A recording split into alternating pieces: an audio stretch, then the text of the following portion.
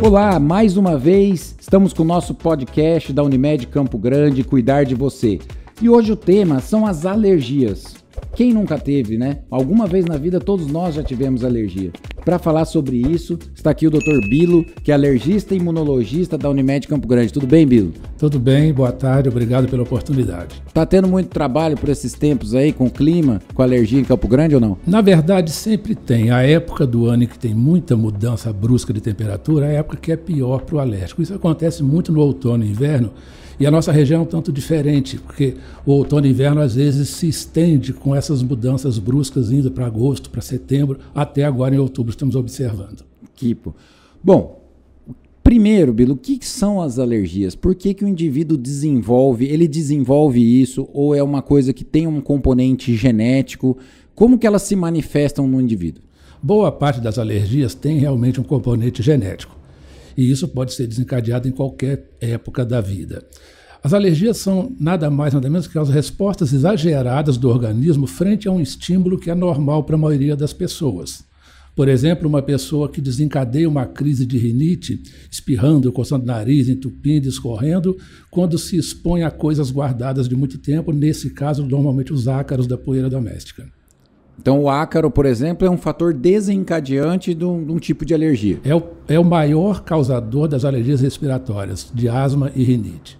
Porque como você falou, não existem só as alergias respiratórias, né? Existem aquelas alergias que são manifestadas em outras partes do organismo, por exemplo, cutânea, por contato. Como é que funciona isso? Exatamente. Temos as alergias cutâneas que são muito presentes. Cutâneas são as alergias na pele, como por exemplo a urticária, que são pápulas avermelhadas que coçam muito, aparecem, desaparecem, reaparecem de causas diversas e que exige muita investigação.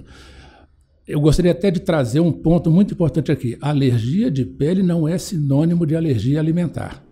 Porque isso é um jargão, né? Todo mundo acha que é isso, né? É um jargão. O paciente, antes de contar o que ele tem, ele conta que comeu determinada coisa mesmo. E desenvolveu alergia. E não é assim. Claro que pode ser alimento, mas tem outras coisas muito importantes, como medicamentos, por exemplo, os analgésicos, os anti-inflamatórios, os antibióticos, são grandes causadores de urticária também. E doenças autoimunes, que na maioria das vezes levam às urticárias crônicas, e a gente encontra isso com muita frequência, as pessoas mexendo nos alimentos, tira um, tira outro, e na maioria das vezes não é nada daquilo. E o paciente tem uma certa dificuldade em aceitar que não é o alimento que está lhe causando alergia.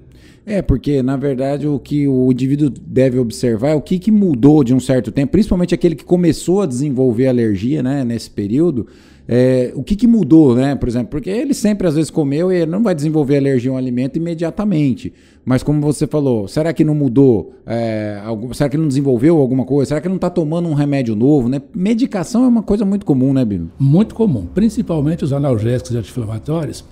E as pessoas se surpreendem quando perguntamos se eles tomam algum analgésico anti-inflamatório. Se perguntar dessa forma, eles vão dizer que não. Nós temos que dar o nome comercial para que possam entender a possibilidade. Mas normalmente é comum a pessoa pensar assim, mas eu nunca tive, por que eu estou tendo agora? É exatamente dessa forma que acontece.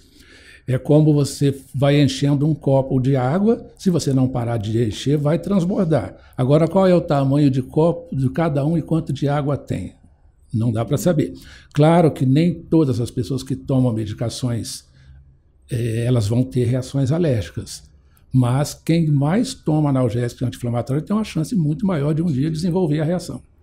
E uma coisa muito comum das pessoas confundirem por exemplo, ele confunde às vezes a alergia com os quadros gripais e às vezes com os quadros infecciosos bacterianos, principalmente na via respiratória. Como é que as pessoas podem diferenciar isso? Ou eles começam igual, depois eles mudam? Como que a pessoa pode observar? Não, ou aquelas pessoas sempre falam assim, não, isso deve ser alergia, deve ser alergia, deve ser alergia, e só vê no final, e o contrário também. Já no primeiro sintoma quer tomar um antibiótico achando que é algo bacteriano. Pois é.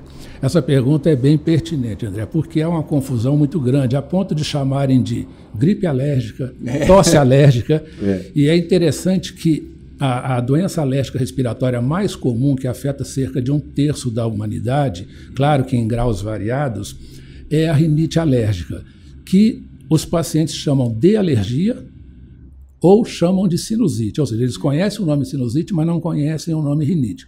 E rinite nada mais é do que um quadro em que a pessoa espirra muito, coça nariz com frequência, entope e tem secreção nasal. E é comum que seja uma secreção hialina, uma secreção clara, que Clarinha, se assemelha a uma clara de ovo. E é o paciente que vai desencadear um quadro assim, quando mexe, por exemplo, com coisas guardadas de muito tempo, agasalhos, cobertores, varrer casa, livros, revistas, são fatores que podem desencadear. Também epitélios de animais são grandes causadores de alergia respiratória. Então chamam de sinusite e o que é, na verdade, uma rinite. Você pode ter uma rinocinusite quando você começa a ter também as infecções de repetição, as sinusites. Quem tem rinite pode desenvolver uma sinusite com muita facilidade. Mas então existe realmente essa confusão. E na gripe, todos nós sabemos, é uma coisa de curso curto, cerca de uma semana, que pode ter também febre, dor de cabeça, dor de garganta, que a gente não encontra num quadro de alergia. Outra coisa muito frequente é a asma, também conhecida como bronquite, asma brônquica, bronquite asmática, tanto faz, mas o nome mais adequado é asma. Poucas pessoas sabem que a asma é de fundo alérgico. A asma é essencialmente alérgica, a grande maioria é de fundo alérgico, causada pelos mesmos fatores que desencadeiam a rinite. A diferença principal é que não é na via respiratória superior, né? E é lá no nível do bronquíolo. Né? Exatamente, na via respiratória inferior. E é muito comum, um paciente que tem asma, normalmente ele tem rinite também. Então, e quem tem rinite, que está sujeito a esses alérgenos, isso é uma piora, Bilo, do processo? É uma gravidade ou os indivíduos eles têm uma maior predisposição, os que têm asma, a ter a alergia lá no brônquio? Na verdade, tudo começa pelo nariz, que é a porta de entrada. Então, frente a esses fatores que nós comentamos, os inalantes, ácaros, epitélios de animais, fungos, pólens, que são os fatores causadores, tanto de asma quanto rinite, e claro que a asma é uma alergia mais grave, limita muito, uma dificuldade enorme para a pessoa respirar. Tá? Às vezes pode levar o indivíduo ao pronto-socorro com uma falta de ar muito grave, né? Leva com frequência ao pronto-socorro e menos ao consultório do alergista, porque eles não sabem que asma é alergia. Normalmente vai ou ao clínico ou ao pneumologista, né? Acaba trabalhando Não que não deva, mas quando o alergista é procurado, o alergista é treinado, ele aprende a fazer um diagnóstico de causa. Nós vamos atrás do fator etiológico, fator causador, porque uma vez reconhecendo quem causa é muito mais fácil de a gente fazer todas as medidas possíveis, medicamentosas e também de prevenção. Muito bom. Nós comentamos bastante sobre as respiratórias, mas eu queria explorar mais um pouquinho a alergia de contato. Quais são os principais agentes que podem irritar ou promover contato? A gente vê muito contato com água, né? Com agentes irritantes ali, do pessoal que manipula muito, sabão, detergente. Quais são os agentes? O níquel, o metal? O que é o que irrita mais? Então, no caso do sulfato de níquel, é um dos grandes causadores da dermatite de contato. E a dermatite de contato, o próprio nome diz, a reação é no local de contato. Então fica até, em boa parte das ocasiões, mais fácil de detectar a causa. Então, quem usa brinco, anel, pulseira, bijuterias, pode desenvolver o quadro. Por exemplo, tintura de cabelo é muito frequente como causa de dermatite. Isso se manifesta no couro cabeludo? No couro cabeludo e onde faz contato rosto e pescoço. É outra causa muito frequente. Também sapatos de couro podem causar reações. Talco da luva? Desodorante, né? Talco. Na verdade, a luva o que traz mais, a causa é látex. É a borracha. O talco é só o carreador, né, o que facilita a penetração. Certo. E também tem aquelas pessoas que lavam bastante louça ou mexem muito com água e sabonete também, fica com a mão bastante irritada, né? Acha até que é ácido úrico na maioria das vezes, né? Exatamente, é uma coisa bem popular, né? Pensar no ácido úrico. E a dermatite de contato pelos componentes de sabões e detergentes. Legal. E quando o paciente tem alergia, como é que funciona o diagnóstico? Além de uma boa anamnese, você vai perguntar tudo isso que nós já conversamos, você vai explorar bem a anamnese. Como é que o diagnóstico é feito? Ele é feito através de um exame laboratorial, por exemplo, dosagem de algum marcador que nós chamamos, uma imunoglobulina, um marcador, ou é feito através de alguns testes que você pode fazer para ver aquilo que o indivíduo tem reação? Nós podemos fazer vários testes para detectar uma causa, mas antes de mais nada, repetindo o que você falou, é a anamnese, é o histórico do paciente e que a gente procura fazer da maneira bem detalhada, porque nesse histórico já nos traz informações em boa quantidade para que a gente possa ter uma ideia. É comum, por exemplo, ao final de uma consulta, nós sabemos o que o paciente tem, mas por que tem. Aí nós temos os testes alérgicos, são testes cutâneos que fazemos na pele. Injeta o próprio, várias substâncias que são mais comuns, como é que é? Que nós chamamos de alérgenos. Por exemplo, ácaros da poeira doméstica tem ácaros diferentes.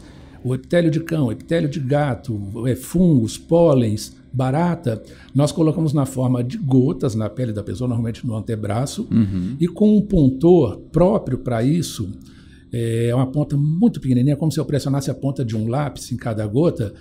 Ali eu estou injetando o antígeno, o corpo estranho. Sim. Se a pessoa for alérgica, ela tem na circulação sanguínea dela anticorpos contra aquela substância. E aí vai fazer aquilo que nós dissemos lá no começo, aquela reação exagerada.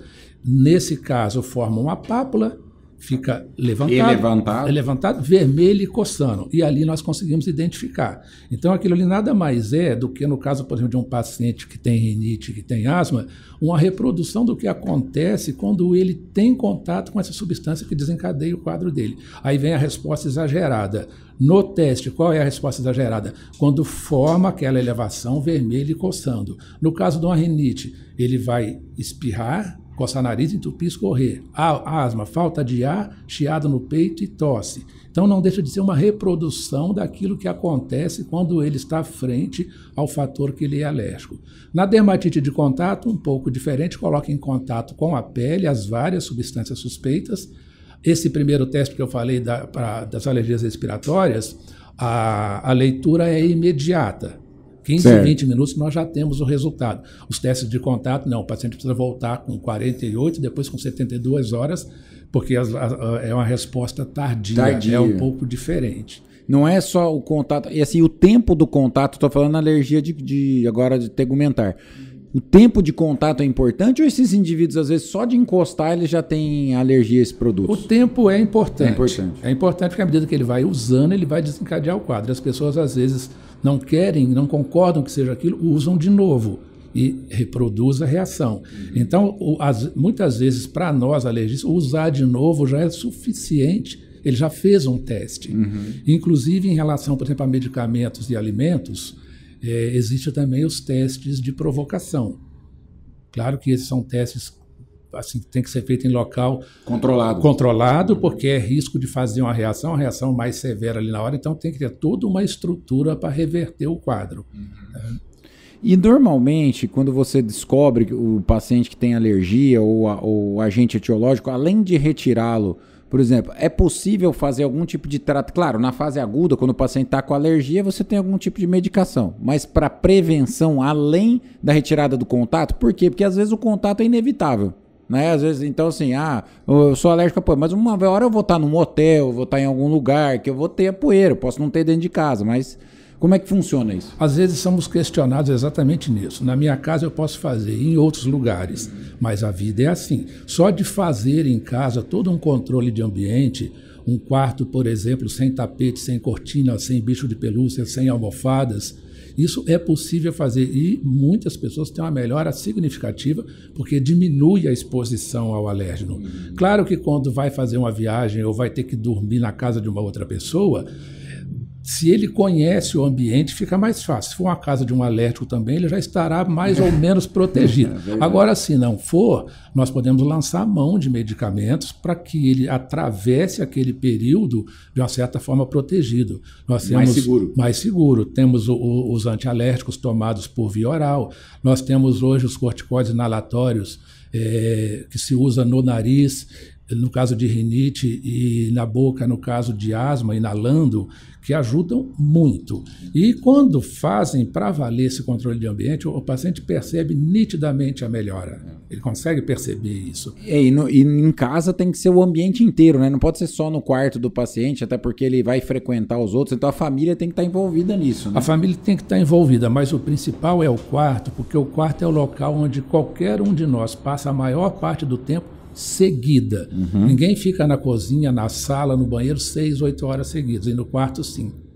E nesse caso, por exemplo, se for alergia a animal de estimação, essas coisas assim, aí tem que evitar ao máximo, né? Essa é uma dificuldade enorme, porque os animais de estimação, e hoje a gente vê, está cada vez maior o número de animais de estimação.